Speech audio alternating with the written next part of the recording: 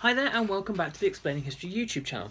Now last week I was talking an awful lot about the Vietnam War and its French colonial origins, and now I'm going to look at the beginnings really of the Johnson era of the Vietnam War in 1964. So that's what these next few videos are going to be about. Now if you're covering this, you probably come up with this, you could probably come across this term of an event, the Gulf of Tonkin incident. And it might be at first a little bit unclear what happened, but more importantly, why it's significant.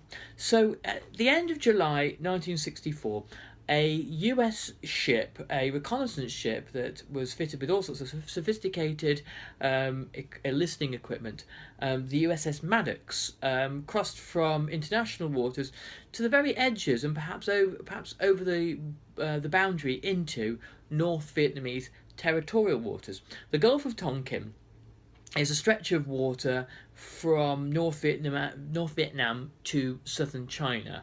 And so if you look on the map, that's roughly where the ship was.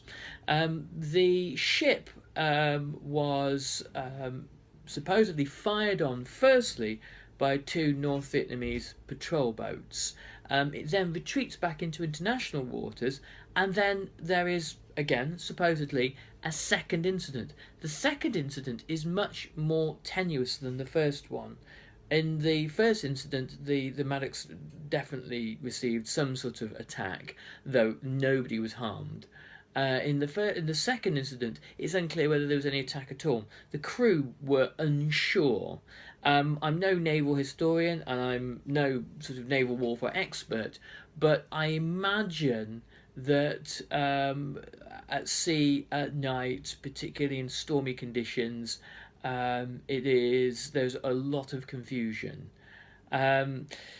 So the information about this second incident, first and second incidents, is conveyed back to the White House, and it is greeted with absolute certainty by Johnson that this was an unprovoked attack by the North Vietnamese.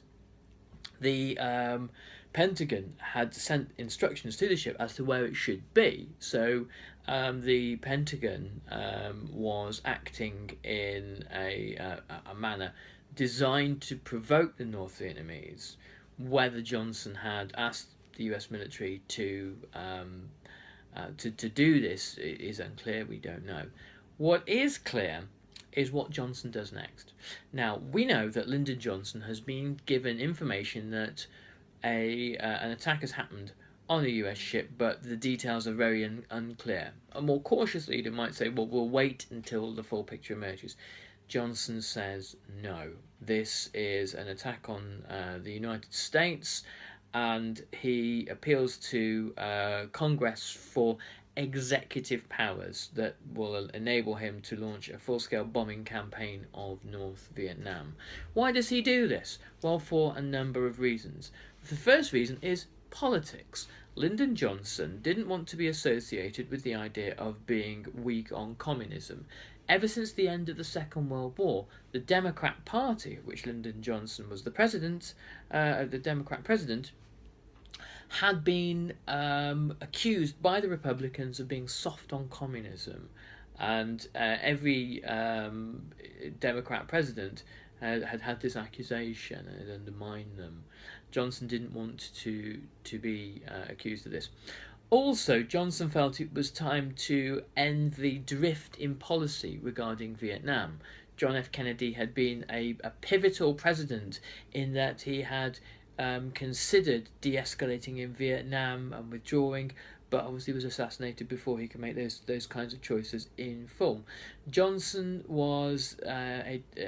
decided really that full escalation was the only way that Vietnam could be successfully resolved. So Johnson inherited the problem of Vietnam that had trundled on from Truman to Eisenhower to Kennedy and had now landed on Johnson's doorstep. Johnson made a decision. He was going to escalate in Vietnam, and the Gulf of Tonkin incident was going to be his excuse. The Gulf of Tonkin resolution that's passed through Congress, it gives Johnson the power essentially to wage war in Vietnam without ever having to call it a war. And he also wants to avoid being seen to be weak. Okay, so I'm going to catch you on the next video where we're going to talk about Rolling Thunder, the US bombing campaign of North Vietnam. Thanks very much, and remember to like and subscribe and, tell your friends. Thanks, bye-bye.